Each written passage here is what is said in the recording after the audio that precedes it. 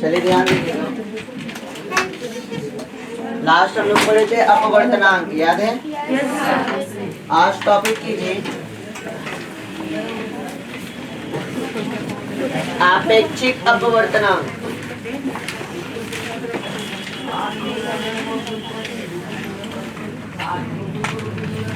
Topic कीजिएगा आपेक्षिक अपवर्तनांक।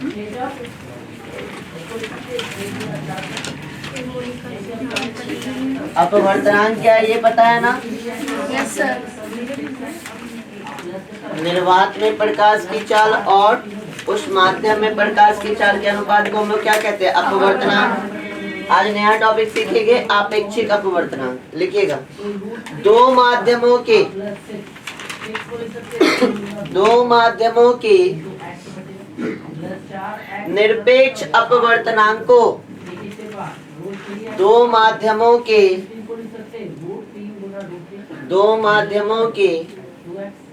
निरपेक्ष अपवर्तनांकों के अनुपात को आपेक्षिक अपवर्तनांक कहते हैं। दो माध्यमों के निरपेक्ष अपवर्तनांकों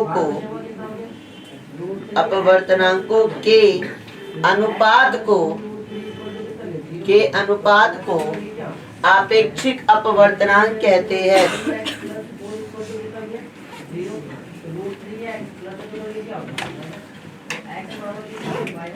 नीचे लिखिएगा, आपेक्षिक अपवर्तनांक बराबर N1 बटे N2।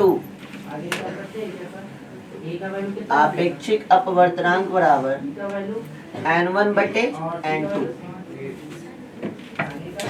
नीचे लिखिए इस चीज को, आपेक्षिक अपवर्तनांक बराबर N1 बटे N2।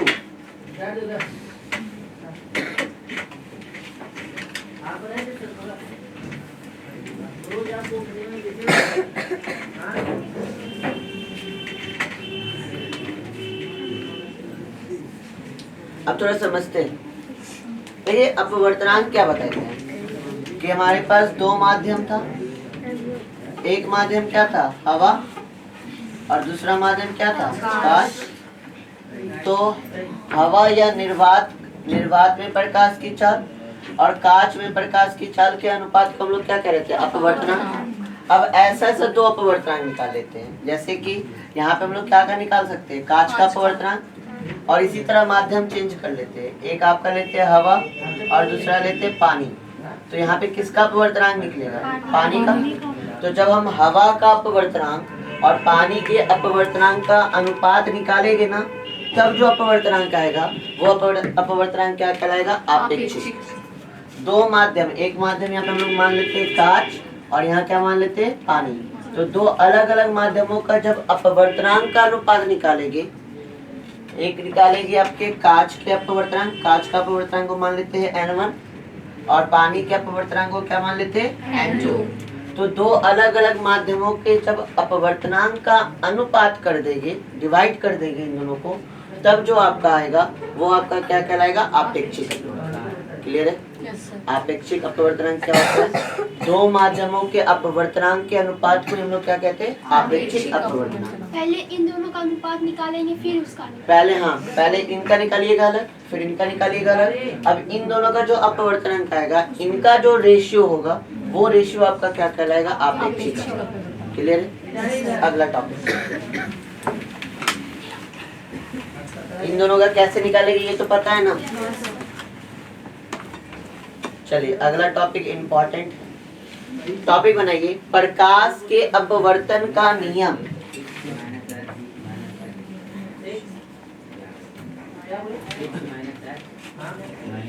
टॉपिक कीजिए, प्रकाश के अपवर्तन का नियम।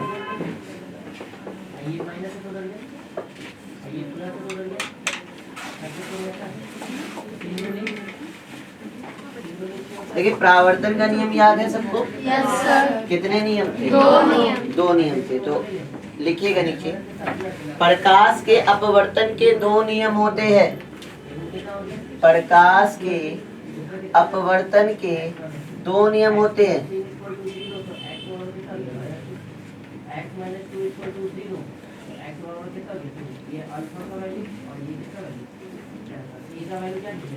प्रकाश के अपवर्तन के कितने नियम होते हैं? 2 नियम होते हैं। चलिए इसको समझते हैं। परावर्तन के भी 2 नियम और अपवर्तन के भी 2 नियम। प्रकाश के अपवर्तन का पहले फिनोमेना समझते क्या होता है। हमारे पास कितने माध्यम होते हैं? 2 माध्यम। मान लेते एक माध्यम हमारा क्या है? हवा, और दूसरा माध्यम क्या है? कांच। अच्छा हमें बताइए, हवा और कांच में कौन विरल है और कौन सघन है? सबको याद है? Yes sir. तो ये तो याद नहीं करना, ये आपको पहचानना है यस। कि कौन विरल है कौन सघन है। जिसमें प्रकाश का वेग अधिक है वो विरल माध्यम, और जिसमें प्रकाश का वेग कम है वो सघन माध्यम। हवा में प्रकाश ज्यादा स्पीड से चलता है, ये विरल माध्यम। इसमें आपका कम स्पीड से चलता है, ये सघन माध्यम। अब एक किरण आपका आपतित हो रहा है, आने वाले किरण को क्या कहते हैं? आपतित किरण। आपतित किरण जिस बिंदु पे आके टकराता है वो बिंदु क्या कहलाता है? आपतन बिंदु पे हम लोग क्या ड्रॉ करते हैं? अभिलंब।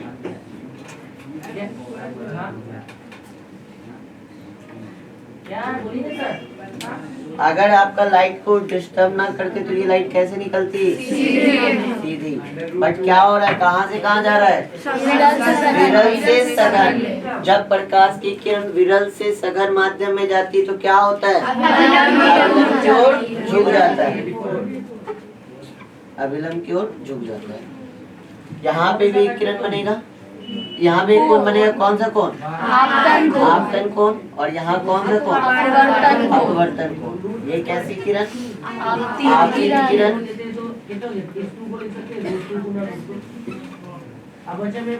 ये कौन सा किरण? अपवर्तित।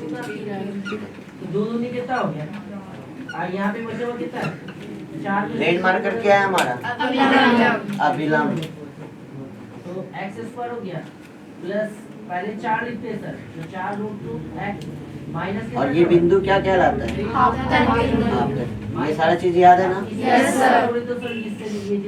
पहला नियम लिखते हैं। पहला नियम लिखिए, 1 नंबर में लिखिएगा।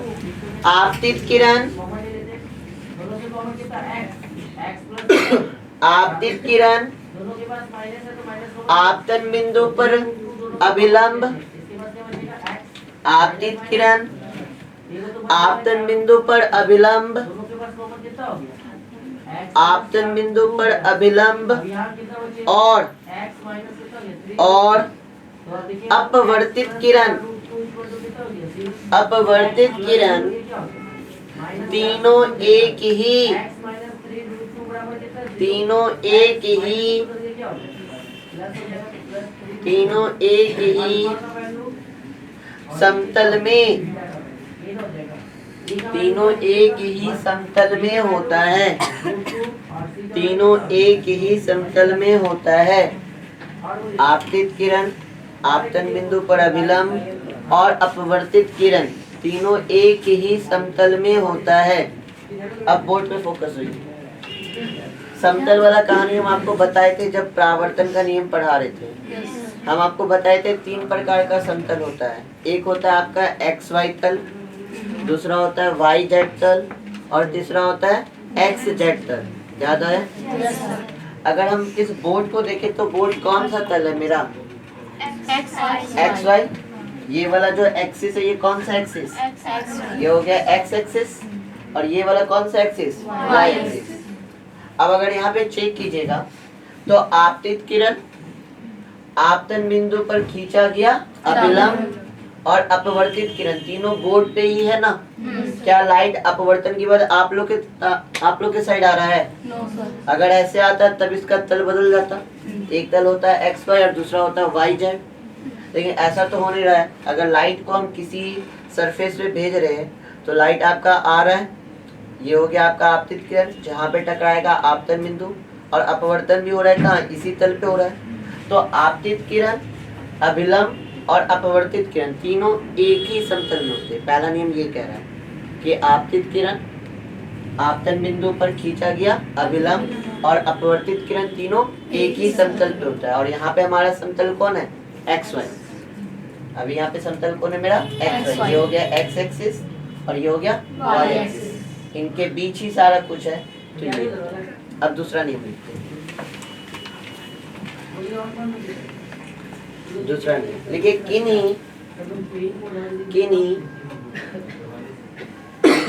किन्हीं दो माध्यमों, किन्हीं दो माध्यमों और प्रकाश के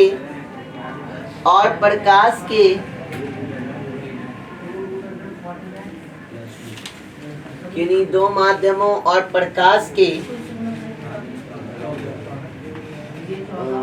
के किसी विशेष वर्ण के लिए, प्रकाश के किसी विशेष वर्ण के लिए आपतन कोण की ज्या, आपतन कोण की ज्या और अपवर्तन कोण की ज्या, आपतन कोण की ज्या और अपवर्तन कोण की ज्या, अपवर्तन कोण की ज्या के अनुपात को, अपवर्तन कोण की ज्या के अनुपात को,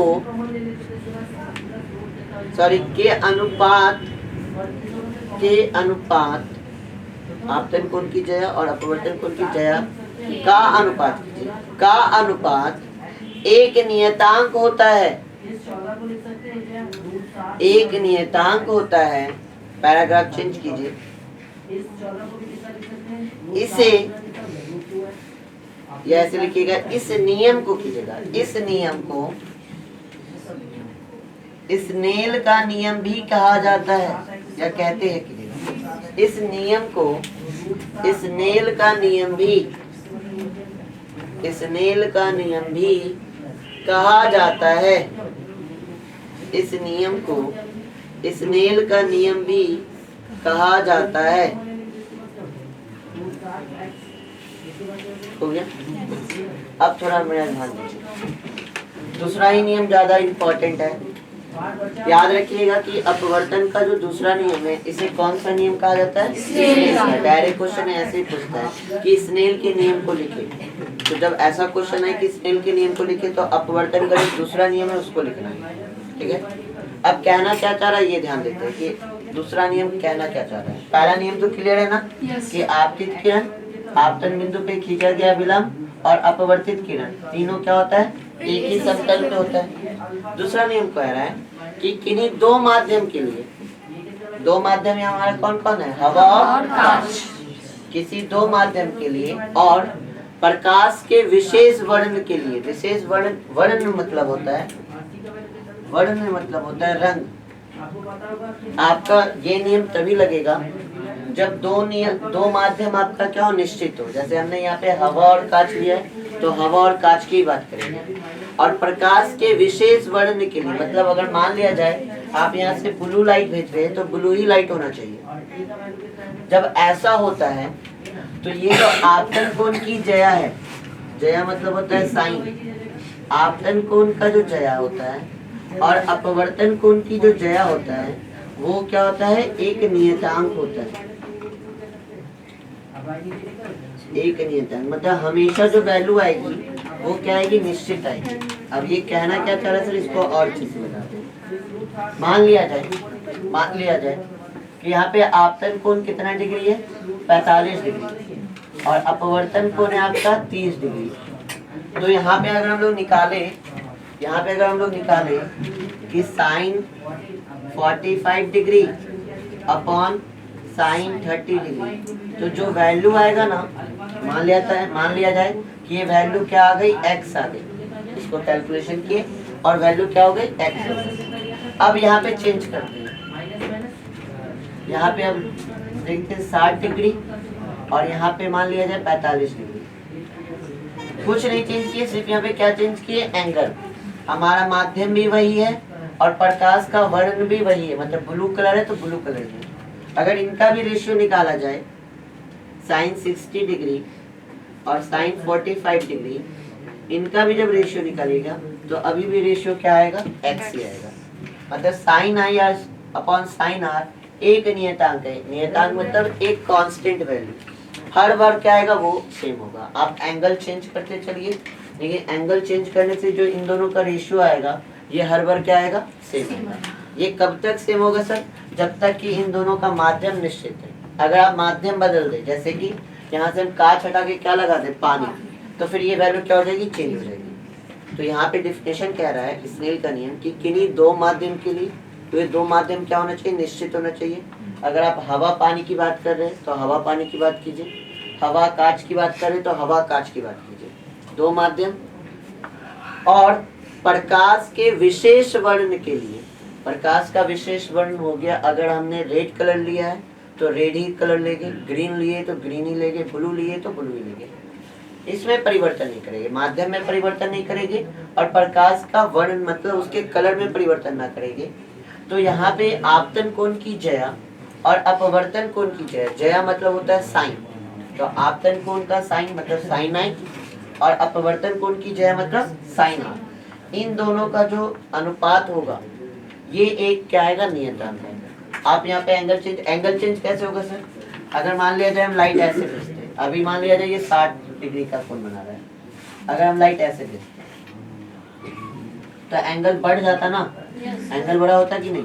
मान लेते ये हो जाता आपका, मान लिया जाए 70 डिग्री, और ये आपका हो जाता, ये आपका हो जाता 50 डिग्री। अब भी इन दोनों का रेशियो निकालते ना, साइन 70 डिग्री और साइन 50 डिग्री, तब भी आपका रेशियो निकालते तो फिर भी अभी क्या आता है, x। ठीक है, तो ये हमेशा क्या होता है, एक निश्चित वैल्यू देता है। आपतन कोण की ज्या और अपवर्तन कोण की ज्या मतलब साइन आई और साइन आर क्या होता है, हमेशा एक नियतांक होता है।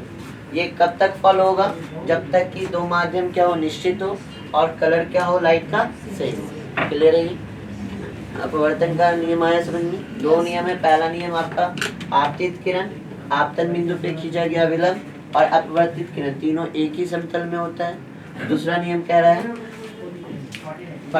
दो माध्यम, किन्हीं दो माध्यम और प्रकाश के विशेष बन के लिए आपतन कोण की ज्या मतलब साइन आई, अपवर्तन कोण की ज्या साइन आर एक नियतांक होता है। और इस नियम को ही कौन सा नियम कहते हैं, स्नेल का नियम। इस नियम को ही क्या, कौन सा नियम कहते हैं, स्नेल का नियम। ये नीचे लिख दीजिए फॉर्मूला, इसमें न्यूमेरिकल आता है,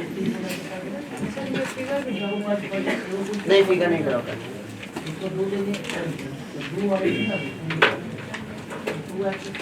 इसमें ना न्यूमेरिकल कराएंगे, लेकिन अभी नहीं, एग्जाम के टाइम।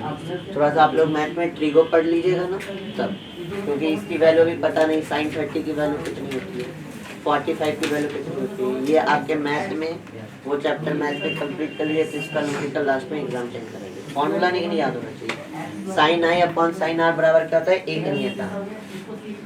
नीचे लिख लीजिए फॉर्मूला, ठीक है। तो क्वेश्चन देखिए इससे आता है एग्जाम में, ये दोनों इंपॉर्टेंट है। प्रकाश के परावर्तन का नियम भी इंपॉर्टेंट है, तो इससे भी क्वेश्चन देखे थे, प्रीवियस ईयर में था, क्वेश्चन बनाने दिए थे ना, प्रीवियस ईयर में था कि प्रकाश के परावर्तन के नियम को लिखिए। ठीक इसी प्रकार आता है प्रकाश के अपवर्तन के नियम को लिखिए, तो लिख सकते हैं प्रकाश के अपवर्तन के दो नियम है, पहला नियम और दूसरा नियम लिख सकते हैं। क्वेश्चन डायरेक्ट भी आपसे पूछ लेता है कि स्नेल के नियम को लिखिए, तो केवल जब स्नेल के नियम की बात करेंगे ना तो केवल दूसरा वाला लिखेंगे, तब पहला वाला नहीं लिखेंगे, क्योंकि दूसरे नियम को ही कौन सा नियम कहते हैं, पहले नियम को नहीं कहते, दूसरे नियम को ही हम लोग क्या कहते हैं, स्नेल का नियम। ठीक है, आगे बढ़ते। अब टॉपिक कीजिए प्रिज्म।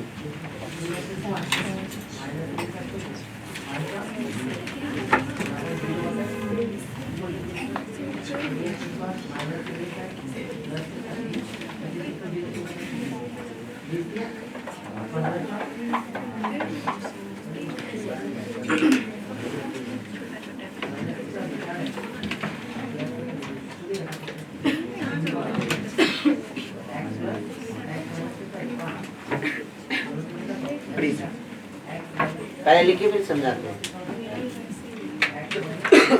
लिखिए किसी कोण पर झुके, किसी कोण पर झुके दो समतल पृष्ठों के बीच और पीछे किसी कोण पर झुके आप ही दो सर right? दो समतल पृष्ठों के बीच है तो पूछ लीजिए सर घिरे है भी है तो भी पूछ लीजिए घिरे किसी कोण पर झुके दो समतल पृष्ठों के बीच घिरे किसी पारदर्शक माध्यम को किसी पारदर्शक माध्यम को प्रिज्म कहते हैं किसी पारदर्शक माध्यम को प्रिज्म कहते हैं किसी कोण पर झुके दो समतल पृष्ठों के बीच घिरे किसी पारदर्शक माध्यम को प्रिज्म कहते हैं। देखिए प्रिज्म क्या होता है, कांच का बना होता है ऐसा कुछ दिख रहा है सबको, ये हमारा क्या कहलाता है प्रिज्म। ठीक है, मतलब पिरामिड देखे जहाँ मम्मी लोग को गाड़ा जाता है सेम उसी आकृति का होता है, नहीं क्या का बना होता है, कांच का। तो ये हमारा क्या है प्रिज्म। देखिए यहाँ है ना, कांच से आपका घिरा होता है, ये आपका क्या है प्रिज्म। अच्छा प्रिज्म का जो हम ऐसे तो फिगर ये होता है ना, देखिए इसके पहली बार एक क्वेश्चन आता है कि प्रिज्म कितने सतहों से घिरा होता है। तो प्रिज्म आपका 5 सतहों से घिरा होता है। कितने सतहों से घिरा होता है, 5। अब कौन कौन है सर 5 सतह, ये देख लीजिए। देखिए एक आगे ये वाला सतह जो त्रिभुजाकार है, ठीक है, एक आगे तो एक पीछे भी होगा, तो कितना हो गया, 1 1 2। एक देखिए ये सतह है, हो गया 3। अब इधर है तो एक इधर भी तो होगा, पूरी फिगर है 3D में, एक इधर भी तो होगा, तो कितना हो गया 1 2 3 4, और एक बेस भी तो होगा, बेस भी तो होगा।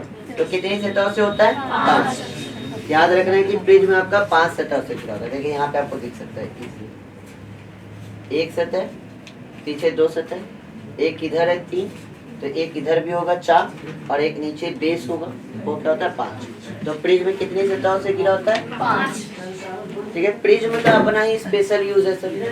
प्रिज्म का यूज करते हैं हम लोग प्रकाश के अपवर्तन को समझने के लिए, प्रिज्म का भी इस्तेमाल किया जाता है। आगे जब पढ़ेंगे ना तो उसमें हम दिखाएंगे कि प्रिज्म का क्या ऐसे उपयोग करते हैं।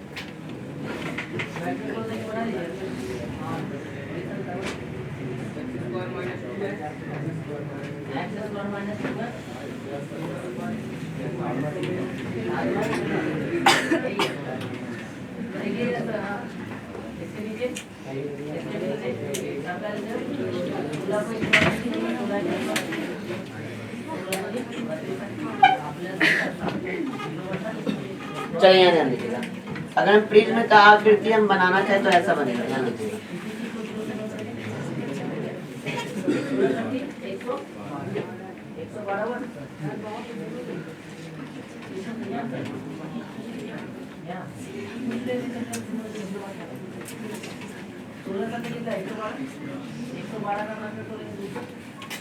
और ये दूसरे के साथ 2 और ये 8 दूसरे के साथ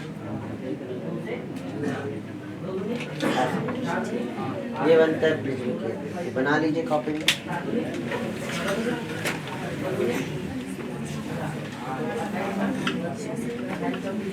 देखिए एक ये सतह, एक ये सतह 2 3, एक पीछे 4, एक इसका क्या होगा बेस 5।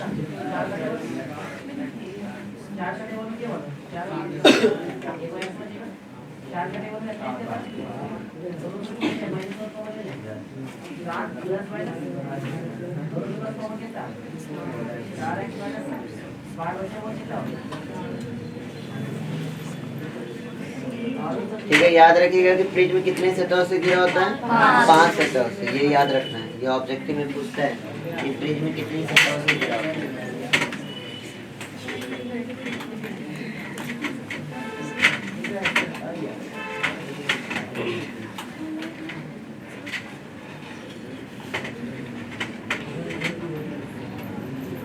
अब आगे बढ़े। देखिए नहीं, जब भी हम डायग्राम करेंगे ना प्रिज्म का, तो हमें ये बनाने का जरूरत नहीं है। हम जो डायग्राम करेंगे प्रिज्म का, वो केवल और केवल प्रिज्म के आगे के हिस्से को लेते हैं। अब आगे का हिस्सा कैसा है, प्रिज्म का बताइए, आगे का हिस्सा कैसा दिख रहा है, त्रिभुजाकार। तो जब भी डायग्राम करेंगे एग्जाम में या प्रिज्म का, तो सिर्फ हम आगे का हिस्सा ड्रॉ करेंगे, ये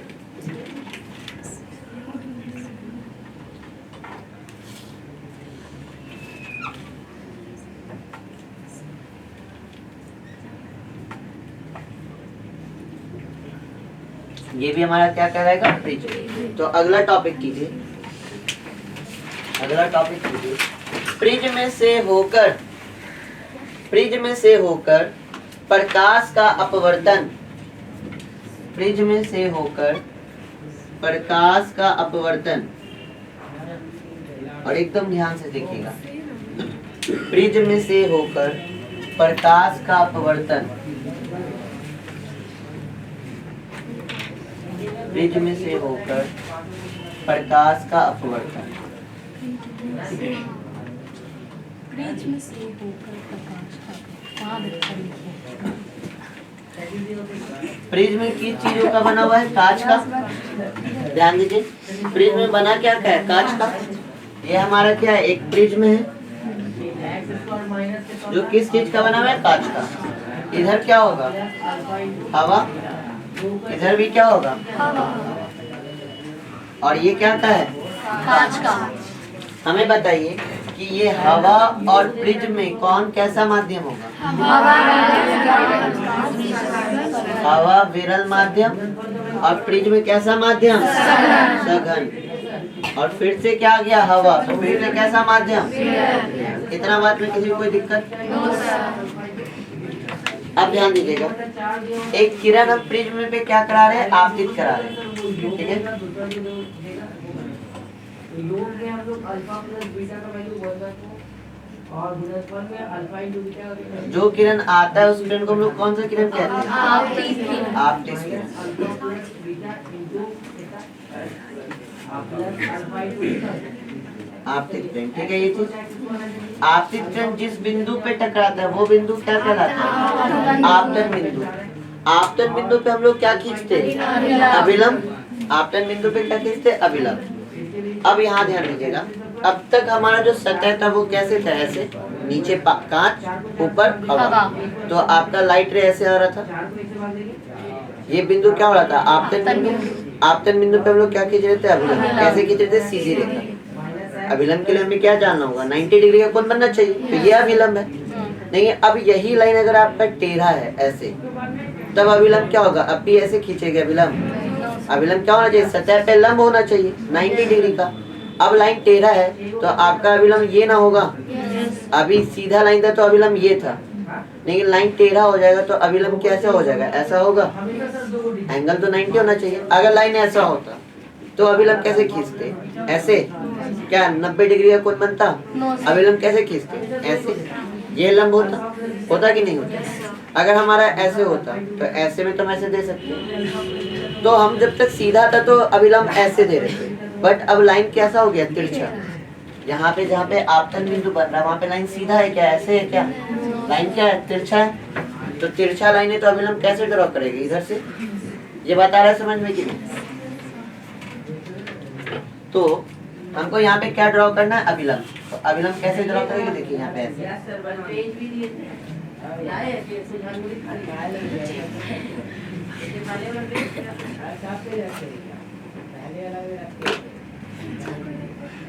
ये क्या हो गया हमारा अभिलंब। इसको बोल देते हैं N1, इसको बोल देते हैं N1, नॉर्मल बोलते हैं इंग्लिश में, अभिलंब को नॉर्मल बोलते हैं, ठीक है। अब अगर लाइट रे को डिस्टर्ब नहीं करते सर, तो बताइए ये किधर जाती, सीधी। ये हमेशा सीधी चलती, ऐसे जाती।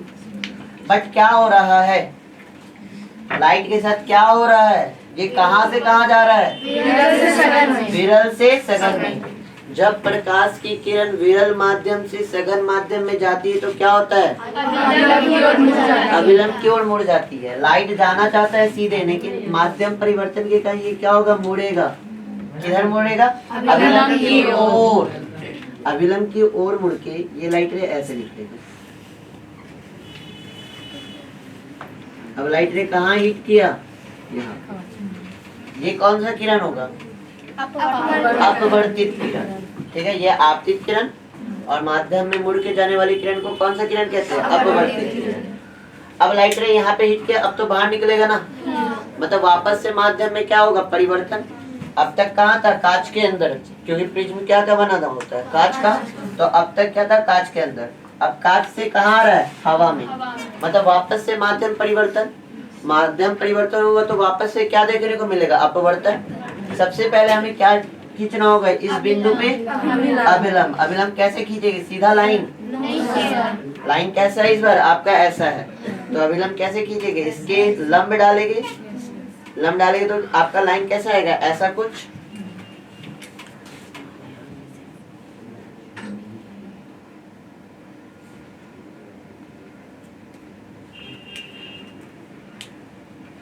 इसका नाम दे देते N2 अभिलंब। अगर लाइट रे को डिस्टर्ब नहीं करते सर, तो लाइट रे कैसे निकलती? सीधे एकदम ऐसे जाती कि नहीं जाती? बट हो क्या रहा है? सघन से विरल माध्यम में जा रहा है। जब प्रकाश की किरण सघन माध्यम से विरल माध्यम में जाती है तब क्या होता है? अभिलंब से दूर हटता है। कल की क्लास में ये देखे हैं कि जब प्रकाश की किरण सघन माध्यम से विरल माध्यम में जाता है तो अभिलंब से क्या हटता है? दूर हटता है। तो ये तो अगर इधर जाएगा तो क्या हो जाएगा? अभिलंब की ओर की दूर, और हमें तो इसको अभिलंब से दूर करना है ना, तो लाइट रे किधर बेंड करेगा? इधर। लाइट रे ऐसे बेंड करेगा। और ये कौन सा किरण कहलाएगा? अपवर्तित किरण कहलाएगा कि नहीं कहलाएगा? आ रहा है बात समझ में? तो ये होता है किसके द्वारा अपवर्तन? प्रिज्म के द्वारा अपवर्तन। आया बात समझ में? प्रिज्म के अंदर कैसे प्रकाश का अपवर्तन होता है? एक चीज और पूछा जाता है, एक चीज और देखिए, जब इस लाइट को आगे भेजेंगे, निर्गत किरण को जब आगे भेजेंगे तो ये यहाँ पे आके क्या कर रहा है? हीट कर रहा है। ये वाला किरण कौन सा किरण है? आपतित किरण। और ये वाला किरण कौन सा किरण है? इनके बीच भी एक कोण बनता है और इस कोण को बोलते हैं डेल्टा। इसको क्या बोलते हैं? डेल्टा। और डेल्टा आपका कहलाता है विचलन कोण। डेल्टा क्या कहलाता है आपका? विचलन। क्लियर है? डायग्राम ड्रा कीजिए। ऐसे हाँ, इसका सिर्फ फिगर ही करना है। विचलन कोण का डेफिनेशन लिखाएंगे। जल्दी कीजिए, जो फिगर बनाए उसको बनाइए अच्छे से। क्वेश्चन पूछ चुका है कि प्रिज्म में अपवर्तन दिखाई। इसी प्रकार क्वेश्चन पूछा है कि प्रिज्म से होकर प्रकाश के अपवर्तन को दर्शाइए। तो ये हो गया तरीका दर्शाने का। पीछे वाला रिवीजन कर रहे हैं? टेस्ट आ रहा है। आज फ्राइडे हो गया, कल नहीं परसों टेस्ट। पूरा प्रकाश का परावर्तन अपवर्तन यहाँ तक।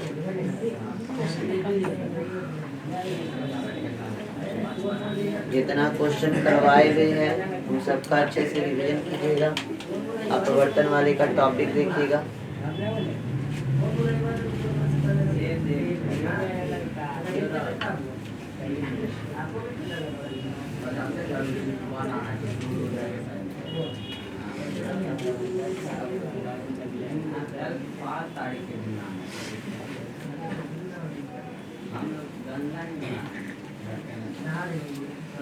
गंगा जल लिया ना, नहीं पीला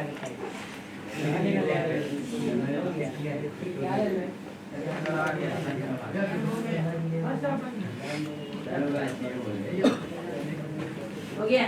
ये बोला सर, तेरे को बताना पड़ेगा।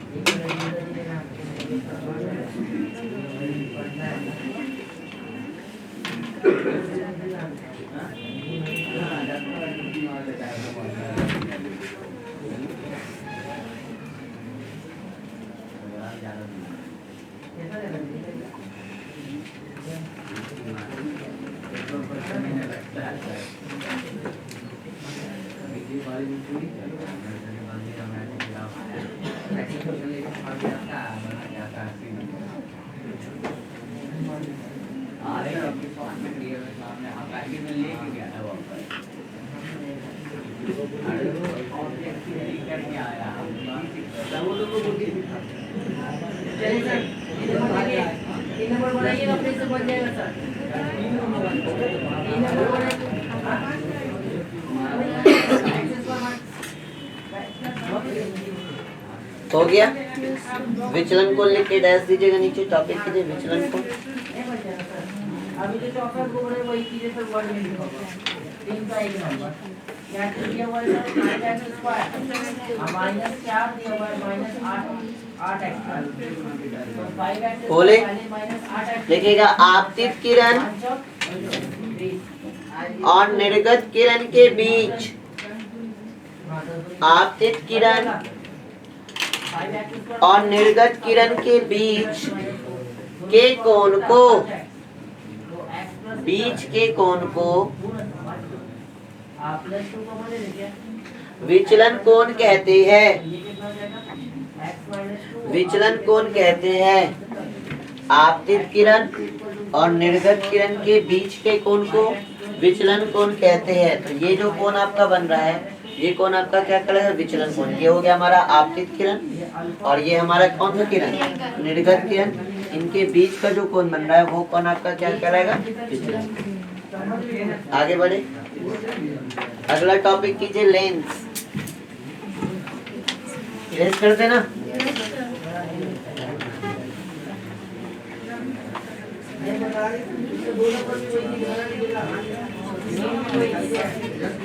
बना लीजिएगा 4 नंबर का क्वेश्चन सही कर लीजिए। 4 नंबर का क्वेश्चन को सही कर लीजिए। टॉपिक कीजिए लेंस। आप बोले सबको सही कर लीजिए। 2x स्क्वायर यही है सर, चलिए अल्फा और बीटा बराबर 2x लिखिए फिर समझाते हैं।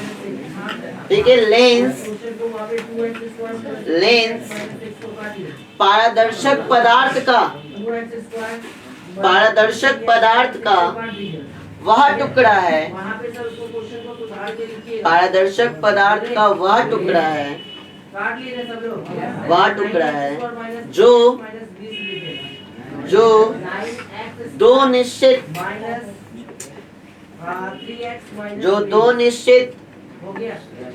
ज्यामिति, जो दो निश्चित ज्यामिति, लेंस पारदर्शक पदार्थ का वह टुकड़ा है जो दो निश्चित ज्यामिति सतहों से,